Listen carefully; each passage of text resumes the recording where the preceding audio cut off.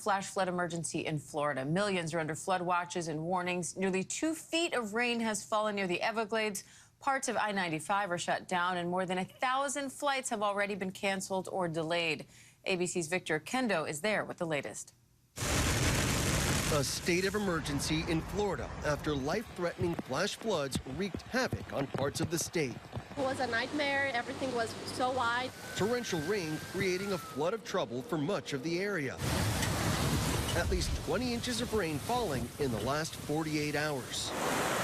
Extreme flooding inundating buildings, forcing residents to evacuate their homes. We're safe now, thank God, so that's the most important thing. In Broward County, authorities shutting down part of I-95 because of the flooding at nearby airports. Chaos, misery. No way.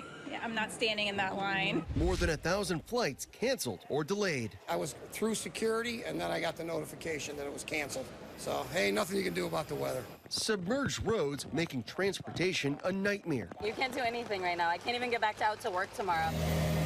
Crews in Miami running more than 24 pumps to try to curb some of the flooding. I'm glad they're doing something to help, but nature's the force, and no matter what, we're just not equipped, to deal with it. Sometimes you just have to let it be.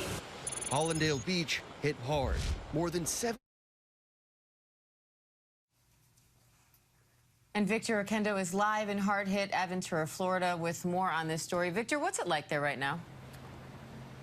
Well, Diane, it is a mess here in Aventura, the site of a flash flood emergency. Nearly 20 inches of rain falling in just 48 hours. Take a look down the street behind me. We've got about half a dozen stalled out cars here. We've seen tow trucks making their way up and down this street. And by the way, this is just what one block looks like. We've driven around the Aventura area, and there are cars stalled out in the middle of streets, parking lots, and unfortunately, more rain is expected today. Diane? And Victor, how are officials there preparing for that new rainfall in the coming days, if that's what it looks like now?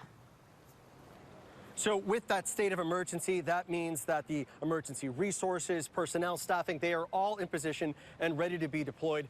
The main goal, safety. Even today, people are still being urged to stay off the roads unless they absolutely have to go back outside. Diane? Understandable. Victor Kendo in Aventura, Florida. Thanks, Victor. Stay safe.